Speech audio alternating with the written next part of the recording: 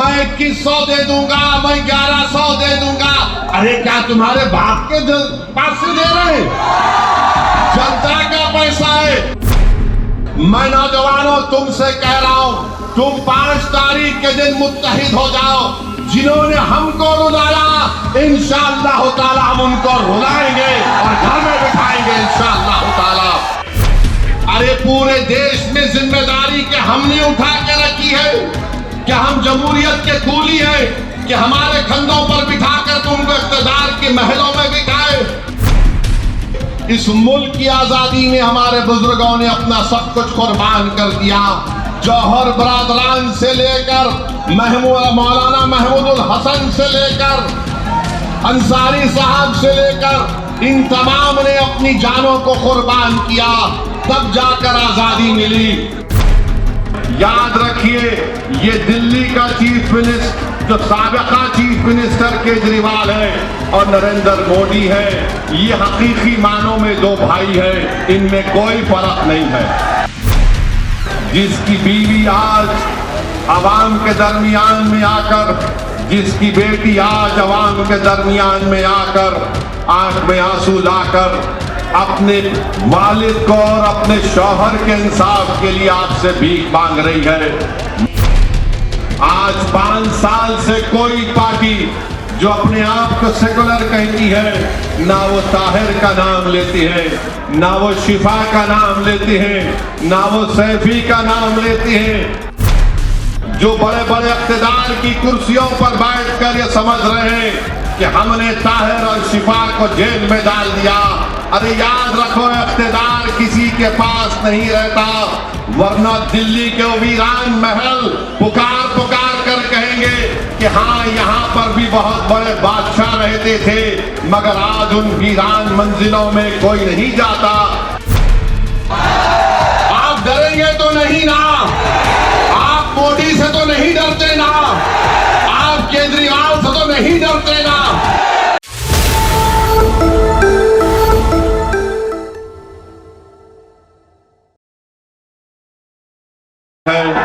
हम फैसला अपने तौर से करते हैं। ये तुम्हारी बातें, ये तुम्हारे तबसरे हमारे फैसलों पर कोई नजरअंदाज नहीं हो सकते हैं। अगर कोई ये कहेगा कि ताहिर हुसैन के ऊपर ऐसा इल्जाम है, तो क्या केजरीवाल के ऊपर शराब की पॉलिसी का इल्जाम नहीं है? कैसे केजरीवाल 6 महीने जेल में रहा, चीफ मिनिस्टर रहते हुए जेल में रहा, कोई उंगली नहीं उठाता उसके ऊपर कि क्यों केजरीवाल असेंबली का इलेक्शन लड़ रहे हैं। सिसोदिया 13 महीने जेल में थे, कोई नहीं पूछता कि क्यों इलेक्शन लड़ रहे हैं। अमानतुल्लाह जेल को जाकर आए, कोई ये नहीं पूछता कि कैसे वो इलेक्शन लड़ रहे हैं। बीजेपी में ऐसे कई लोग हैं जिन पर संगीन से संगीन इल्जामात हैं, मगर पूरे दिल्ली प्रदेश में सिर्फ 2 असेंबली सीट से मजलिस अपना उम्मीदवार उतारती है तो तमाम के पेट में दर्द शुरू हो जाता है। सुन लो, याद रखो, अगर मुझे ये फैसला दोबारा करना पड़ा तो मैं फिर से ताहिर हुसैन को और शिफा को मजलिस का टिकट दूंगा। बल्कि और भी ऐसे लोग थे जो इलेक्शन लड़ना चाह रहे थे, जिनको जालिम हुक्मरानों ने जेल में डालकर उनकी आवाज को दबाने की कोशिश की। मैं आपके दरमियान में आकर आपसे सिर्फ यही अपील कर रहा हूं कि जिस शख्स ने बुरे वक्त में सामने आकर सीना तान कर हमारी इज्जतों की हिफाजत की, हमारे जान और माल की हिफाजत की, और उसी के लिए उसको जेल में डाल दिया गया। मेरे अजीज दोस्तों और बुजुर्गों, मुझे यकीन है कि इंशाअल्लाह ताला अदालत इंसाफ करेगा और जो ताकतें, जो सियासी पार्टियां एक मंसूबा के तहत ताहिर हुसैन और शिफा को और ऐसे कई हमारे बेटियों और बेटों को जेल में डाला, अल्लाह उनको कामयाब करेगा। वो इंशाअल्लाह ताला अल्लाह उनको और इज्जतों से नवाजेगा, मगर फैसला आपको करना है। याद रखिए, अगर आप बाशऊर हैं तो आप यकीनन ताहिर हुसैन के अपने अपने वोट का इस्तेमाल करेंगे। अगर आप इंसाफ को पसंद करते हैं और नाइंसाफी से आप नफरत करते हैं तो मेरी आपसे गुजारिश है कि पतंग के निशान पर ताहिर हुसैन को वोट डालकर कामयाब कराइए। अगर आप चाहते हैं कि कोई जुर्रतमंद आपके दरमियान में खड़ा हो जाए जो आपकी इज्जतों की हिफाजत के लिए अपना सब कुछ कुर्बान करने को तैयार हो जाए तो फिर आपको अपने वोट का इस्तेमाल मजलिस के हक में करना पड़ेगा। मेरे भाई याद रखो, अगर एहसास खत्म हो जाएगा तो फिर कौन सीना तान कर खड़े होकर ऐसे नाजुक वक्तों में अपनी जान की परवाह किए बगैर कौन खड़ा होगा। आज मैं आपसे एक दर्दमंदाना अपील करने के लिए आपके दरमियान में खड़ा हूं। मेरी माँ और बहनों से अपील करने के लिए खड़ा हूं कि आप अपने जज्बे को सामने रखकर एक शख्स जो पिछले 5 साल से अपने परिवार से दूर है, अपनी औलाद से दूर है, अपने ज़ईफ बाप से दूर है, अपनी घर वालों से दूर है, जिसकी बीवी आज अवाम के दरमियान में आकर, जिसकी बेटी आज अवाम के दरमियान में आकर आंख में आंसू लाकर अपने वालिद को और अपने शौहर के इंसाफ के लिए आपसे भीख मांग रही है। मेरे भाई, हम तो ये नहीं चाहते थे कि ताहिर हुसैन के घर वाले यहाँ पर आकर अवाम के दरमियान में खड़े होकर आपके सामने खड़े होकर अपनी लाचारी को और अपनी मजबूरी का इजहार करे। मैं हरगिज ये नहीं चाहता कि कोई परिवार अवाम के दरमियान में आकर अपनी मजबूरी और लाचारी को बयान करे। आप खुद अंदाजा लगाइए पिछले 5 साल से इनके घर पर क्या गुजर रही होगी। मैं जानता हूं हकीकत को, जब ताहिर हुसैन साहब और उनके दोस्त, उनके अफराद खानदान, उनके भाई आकर मुझे बताया कि किस तकालीफ से और किस मरहलों से उनको गुजरना पड़ा, मेरे भी आंख में आंसू आ गए। वो चले गए मेरे घर से। मैं सोचता रहा कि कैसे इन लोगों ने इतने साल गुजारे होंगे।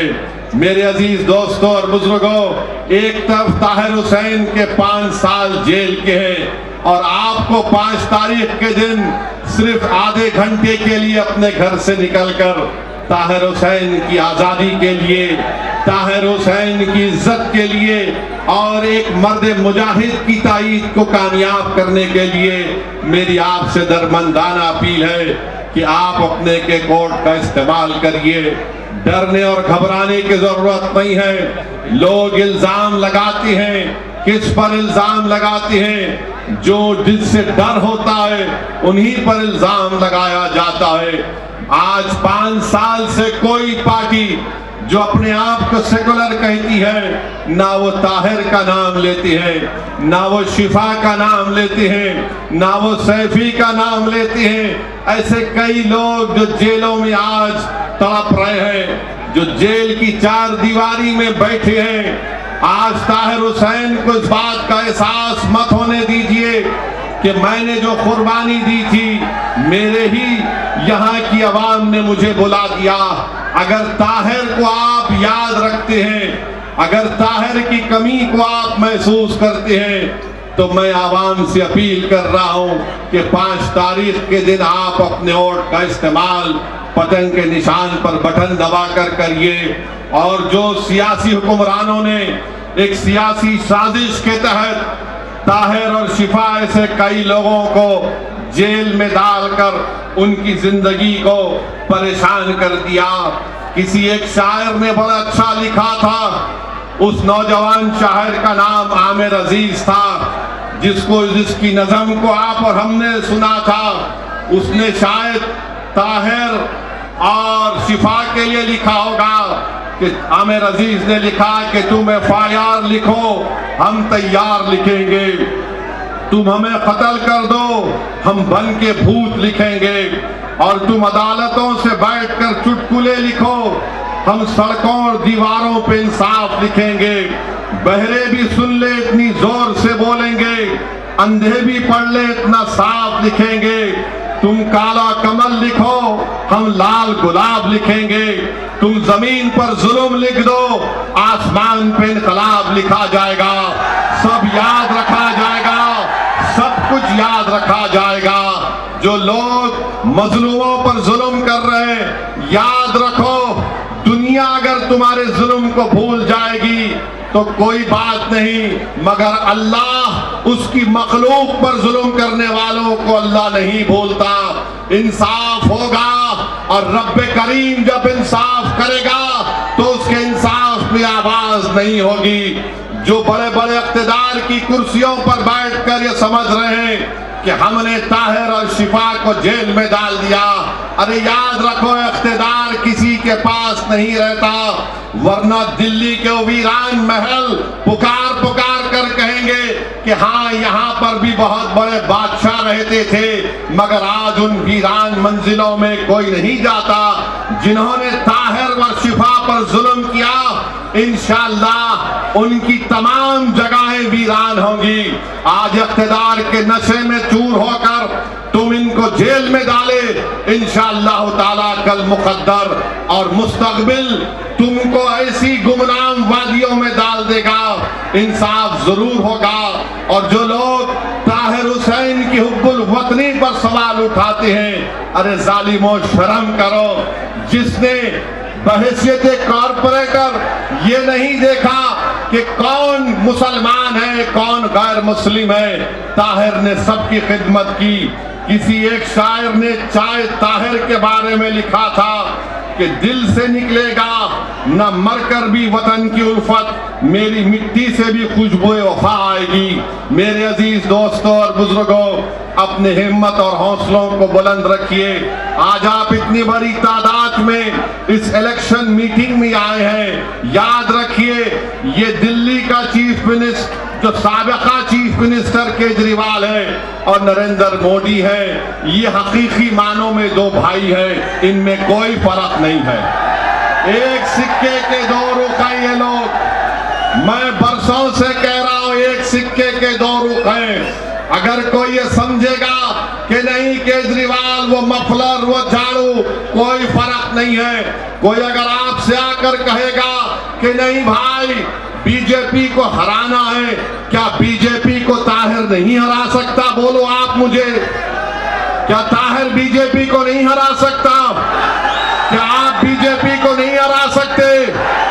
जब आप ये मुकम्मल इरादा कर लेंगे कि हाँ हमें अपने इत्तेहाद की ताकत पर, अपने शऊर के ऊपर और बेबाक होकर हम अपने वोट का इस्तेमाल करेंगे तो यकीनन ताहिर की कामयाबी होगी। मेरे आज के इस भाषण के बाद कल से हजरत शैतान के एजेंट आपके इलाकों में आएंगे और आकर आपसे कहेंगे, ये हजरत शैतान के एजेंट आकर कहेंगे ओवैसी भाषण तो अच्छा देता है मगर मेरे भाई बीजेपी को हराना है।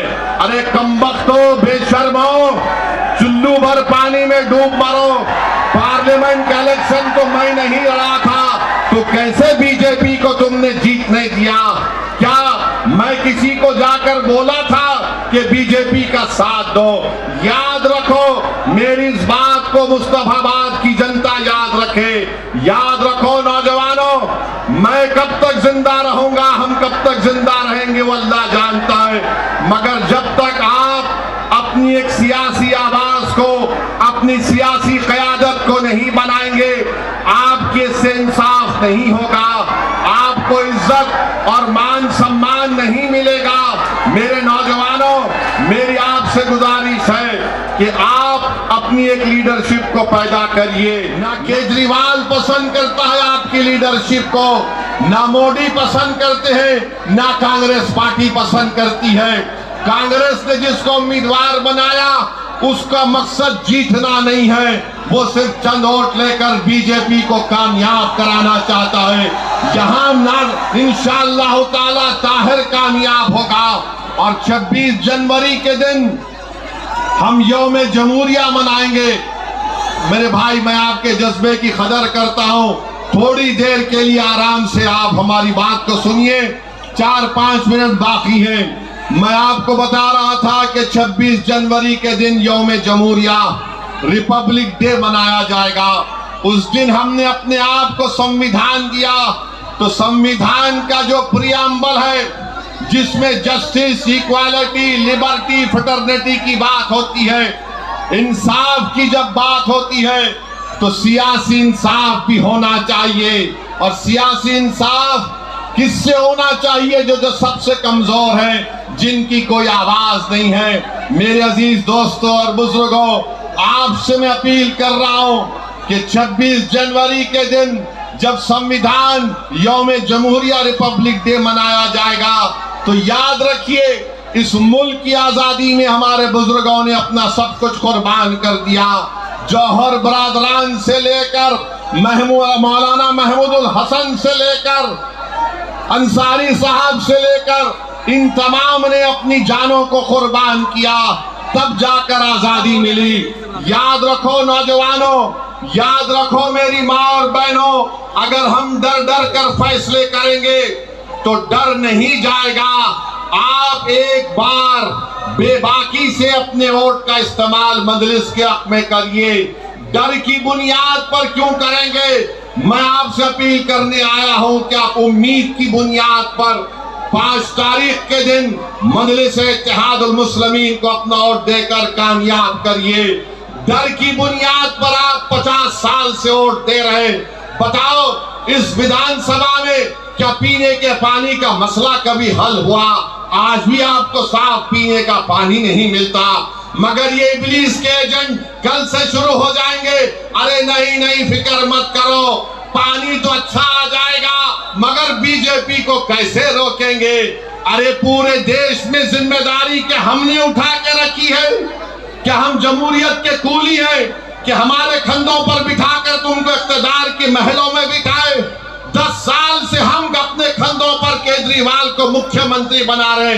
बताओ उस शख्स ने अपनी जबान से कभी ताहिर का नाम लिया? कभी उसने शिफा का नाम लिया? कभी कोई आम आदमी पार्टी का शख्स आकर हमारे भाई के घर में जाकर उनकी बेटी के सर पे हाथ रखकर कहा कि बेटा घबराओ नहीं, हम तुम्हारे साथ हैं? याद रखो नौजवानों, सच्चाई यही है, हमारे मुकद्दर के फैसले हम करेंगे, कोई हमारे मुकद्दर का फैसला नहीं कर सकता। अगर तुम चाहते हो नौजवानों, मेरी माँ और बहनों, कि आपके मुकद्दर के फैसले आप करना चाहते हैं, तो 5 तारीख के दिन मजलिस को पतंग के निशान पर बटन दबाओ। ये 50 साल से हमको अफीम चका चका कर गुलाम बना के रखती है, डरा डरा कर हमारे हौसलों को खत्म और फंस करना चाहते हैं। अरे हम सिर्फ रब्बे कायनात से डरने वाले हैं, हम कोई आरएसएस, मोदी या किसी जालिम हुकूमत से डरने वाले नहीं हैं। हमारे फैसले रब्बे करीम करता है और हम अपने मुकद्दर के फैसले करेंगे। तो 5 तारीख के दिन आपको अपने के कोर्ट का इस्तेमाल करना है। मुझे अफसोस हो रहा है, तकलीफ हो रही है कि एक मासूम बेटी आवाम के दरमियान में आकर आपसे कह रही है कि मेरे अब्बू को बचा लो, मैं अपने बाप को नहीं देख पा रही हूँ। मेरे भाई, ऐसे कई दास्ताने हैं, ऐसे कई चीजें हैं, ये हकीकत है। बताओ कब तक हम अपनी औलाद को, अपनी बेटियों को, अपनी माओ को रोता हुआ देख रहेंगे?